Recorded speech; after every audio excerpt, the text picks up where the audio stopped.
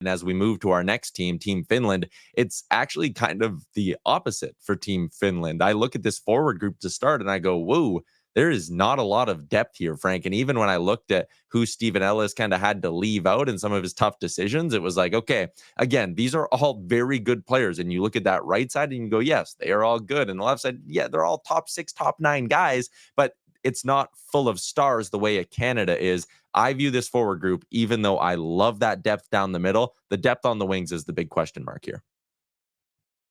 Yeah, and look, there's other question marks in terms of health too. Will Patrik Laine be fully healthy and ready by the tournament starting? What does he have in the tank? Where will his game be?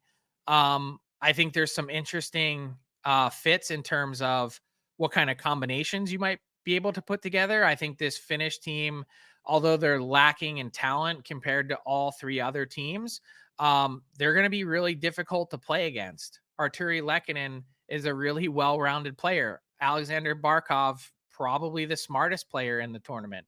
And, Michael Granlund, for instance, like these are guys that have been tested. Rupe Hintz, same thing.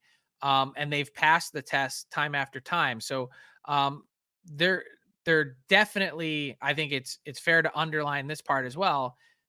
Finland is probably top to bottom the least quote unquote talented team that's picked in this tournament. Yeah, and we got a comment from D. Ely. He says, yeah, but this lineup is more all-round players. And I don't know if I really agree with that. Like, do you look at Laine and Kakko as guys who go, oh, yeah, those are well-rounded bottom 6 guys? Like, I just don't know if I quite agree with that. No, but like an Anton Lundell is a nice flex on your 4th line. Yeah, if that's what it ended up being. The blue line for Team Finland is, again, very good on the top end of things. I love Miro Heiskanen, but it is, again, fair, I think, to argue that the depth falls off. But where they are going to recover from this is between the pipes. UC Saros has that game-breaking ability. He does. And, yeah, I couldn't agree more, though. I think this defense core really gets thin in a hurry. Henri Jokiharju, you see what Olli Mata was just traded for. He's basically a 3rd pair NHL defenseman right now.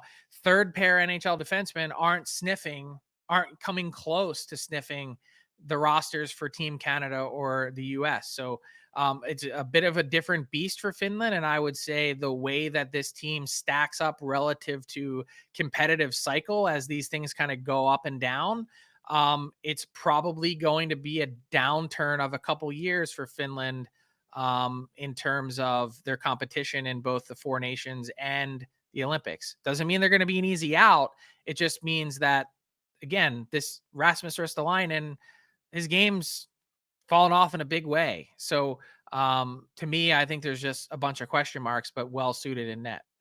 Yeah, and again, that could end up being the difference. Like, this tournament will come down to single games. And if UC Saros is standing on his head, and let's say they go up against Canada and Canada's goaltending is a problem, then it's 5-3 Finland. And we're sitting here going, boy, we shouldn't have underestimated the Finns. But goaltending has the ability to change things.